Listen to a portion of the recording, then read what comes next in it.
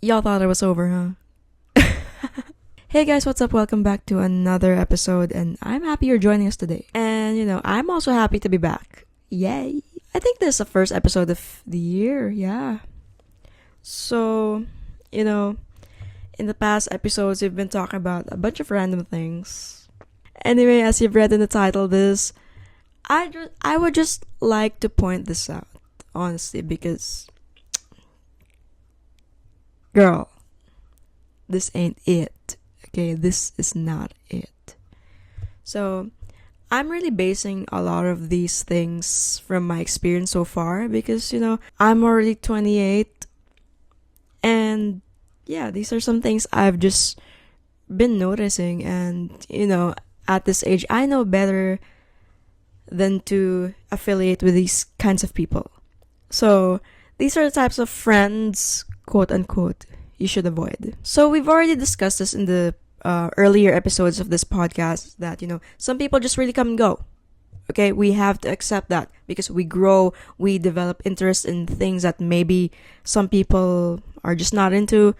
All those things, this and that, whatever, the whole shebang. This is such a hot take, or maybe it's not such a hot take. I don't know. Comment below, I guess, if you agree or not. Is that sometimes I have such strong opinions about female group friendships, honestly. I mean, yeah, sure, I'm in friend groups, but it's all usually like a mix of male and female friends. And of course, I've been part of female friendships, female friend groups, and I still am. So, y'all know who you are.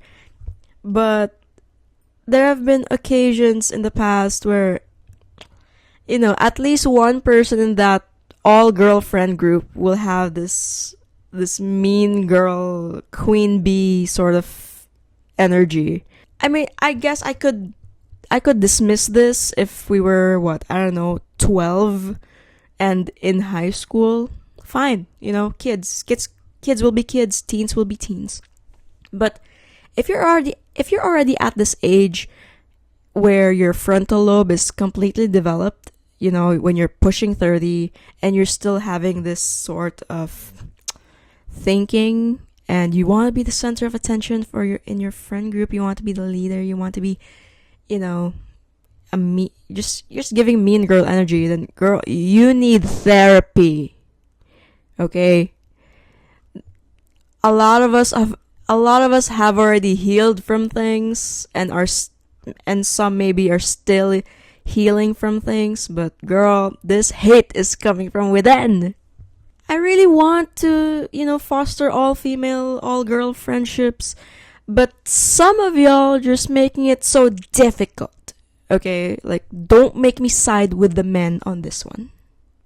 With that being said, I'm just gonna get to the first kind of friend you should avoid. Okay, this goes for whether they are, girls or guys, whoever, whatever. So there's something I learned is that you should completely avoid those friends who just can't seem to communicate, because all of these are in the context that we are all over the age of 25 or at least nearing 25. Is that, when you can't communicate how you feel or if you have any opinions on someone and you can't bring yourself to communicate it, then what are you doing? When you give this unprovoked silent treatment or you're just ignoring each other, when obviously there's a lot of tension in the air, it's just complete BS, man. Like, it's so immature. These are the things that, high schoolers do. Okay? So imagine you're, like in your mid-20s or late 20s and you're still acting like a high schooler. What does that say about you? Yeah. I'm the type of person, I'm pretty straightforward. So if I have a problem with you or if you have a problem with me, you could literally just speak. You could literally just come up to me and say, "Hey, Gigi, I just don't feel comfortable with this thing you did." Okay, fine. Thank you for telling me. I'll work on it. And likewise. And a lot of my friends, or at least my close friends, can attest to this, that if I have like an issue or some sort of beef with them, I would tell them right away. I would call their attention and say like, "Hey, I just want to call out this thing you did. I just felt uncomfortable or whatever." That's it. You just really have to talk. And what is so hard about that? Oh my gosh, she's getting worked up like nobody's business over here. I think the next type of friend to avoid are those who just feel the need to compete with you.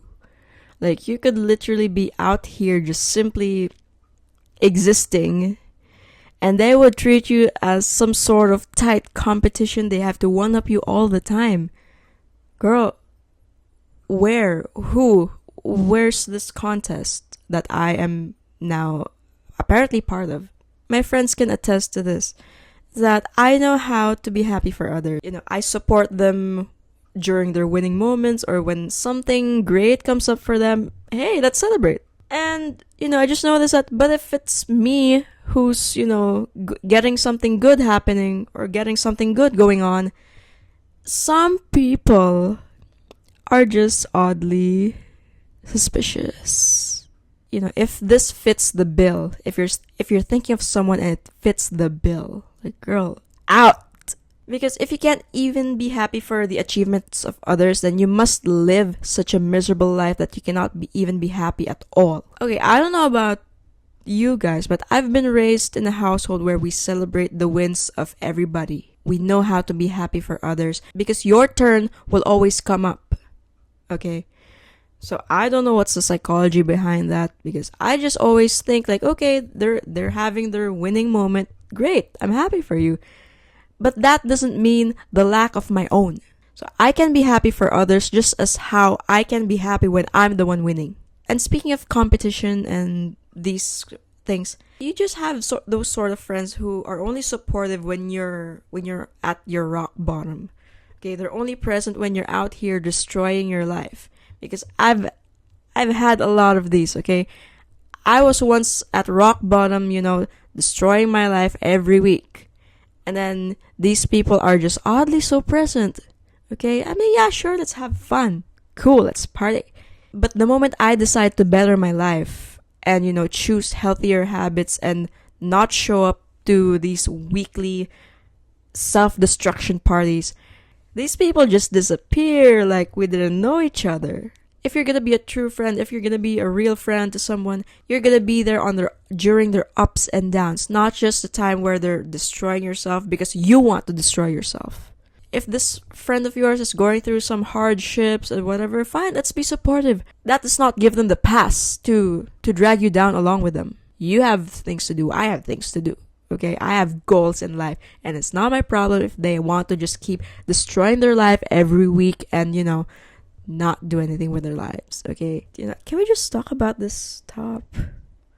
I'm really feeling this whole one shoulder situation. So, I do the things I like and feel that would improve my life. If you can't stand that, if you can't stand someone wanting to improve themselves, then get out of my circle. Because I'm not gonna be one of your posses, destroying ourselves every week. Or, getting into like weird bad habits. As the saying goes, misery loves company. And I am not gonna be miserable with you, okay? I am choosing to better my life. I'm choosing to not be miserable. So you stay in that miserable zone. That's your choice, and I'm not gonna stay with you. Okay? I think the next one's gonna be quite a handful for me, because I swear this gonna be kind of controversial, or this is a touchy kind of topic, okay? Yeah, I feel like at one point we're gonna encounter that sort of friend who just feels like they always have to be saved. Okay, what do I mean? So I'm gonna give you guys some context, okay? I'm the type of friend who will help if I can. For example, you're somewhere in an emergency and you need me to pick you up and drive you home. Like, I would do that if I had the resources, okay? And I actually did that already once. I dropped everything and picked up this person. And don't get me wrong, I was happy to do it because, this person was once my friend. That cannot be something I would do for you all the time. I'm not gonna drop my entire life and whatever I'm doing at that time just because you're having issues that have nothing to do with life or death. It's one thing if you're in an emergency that would actually cost your life. Fine, I'll be there. I'll drive right there. I don't even care if I run stoplights or get a ticket. I will be there. But if you're just constantly calling me and setting me as your emergency contact over the smallest things that you yourself can just solve, I can't do that, okay? That is so unrealistic, okay?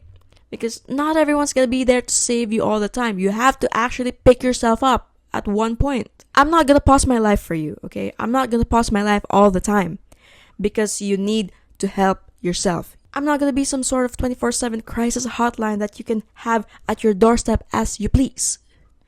Okay? People have things to do. I have responsibilities. I have things to do. And if it's not a matter of life or death, then I think you're good. Because there was this one time, this was long ago. And don't get me wrong, I don't have any sort of negative feelings over this person because we used to be friends at one point. And, things end, friendships end, it ends when it ends. So it was like a random Thursday, whatever. It was a weekday and I was out to dinner with someone. And then I get a text that this friend of mine, she's going through something. And I do understand that, sometimes we go through mental issues and I really want to be supportive and there for you, but I really tried because I'm also in the middle of something, okay? I'm not your 24/7 crisis hotline that you could just call if you're feeling like, doing something weird to yourself, okay? I cannot do that. You don't just get to put me on that spot because I also have a life. What annoys me is that this person had the gall to hold that against me. She goes like, yeah, while I was suffering, and you were on a date. Girl, I love you and all, but I can't be your 24/7 hotline, okay? I'm not your emergency contact. I'm not out here to save you all the time whenever you would encounter a minor inconvenience. No.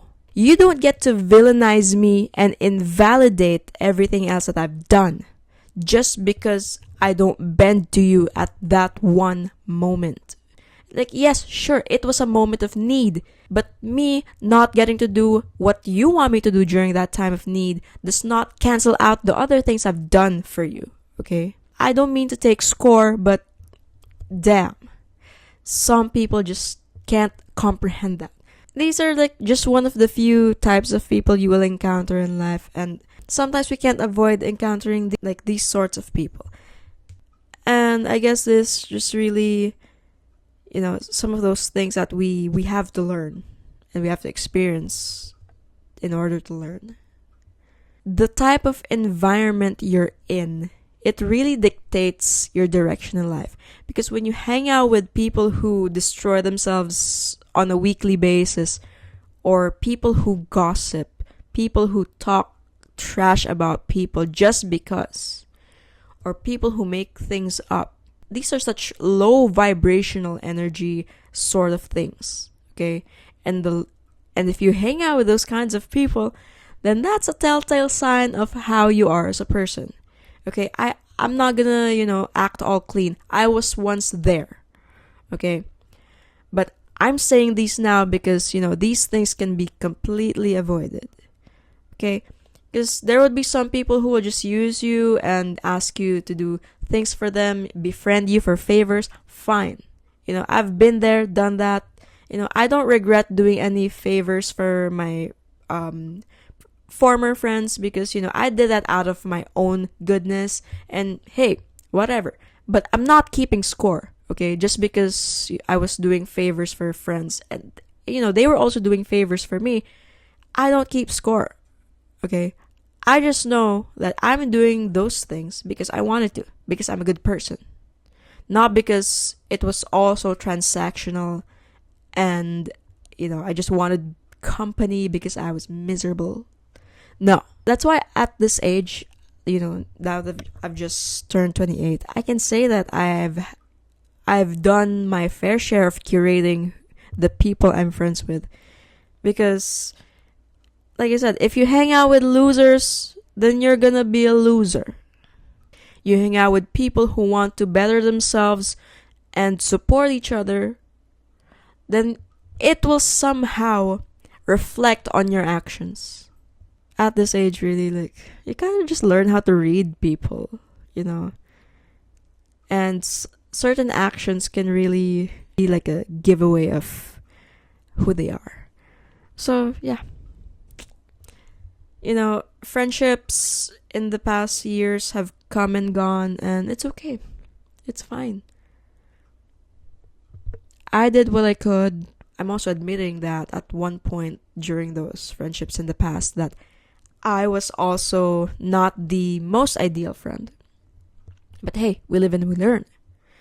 But I guess what's important is that you grow out of that. You grow out of this whole mean girl, queen bee energy.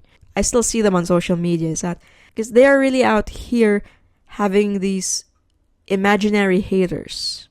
Because I know of one person, the way she talks, like, girl, who's hating? What kind of beef do you have? They're just those people who have some sort of one-sided beef. I'm like, okay, I don't want any part of this.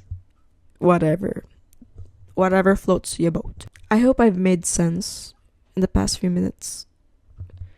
Because, when you're surrounded by these sorts of people, it's not productive. I've said this multiple times in the past, like, your real friends will be happy for you no matter what. Okay? They will be supportive. They will even reprimand you if you're doing something wrong. Because your real friends would always have the best intentions for you. And they would always keep this open line of communication. Okay, so you've reached this point of the episode, so yeah, if you've reached this point, then hey, thank you for watching the whole episode. So I think that's it for this episode, and it's really nice that this is our first episode for 2026. So I feel like this would help set the tone for the rest of the year, because when you surround yourself with the right type of people and the ones who hype you up, girl, you're in for a new amazing year. Anyway, that is it for this episode. So whether you're watching on YouTube or listening on Spotify and Apple Podcasts, I hope you give the podcast some love. So leave a like or a comment on YouTube, download the episode on Spotify and Apple Podcasts, and show some love if you like the episode. Thank you so much for tuning in, and I will see you in the next one. Bye.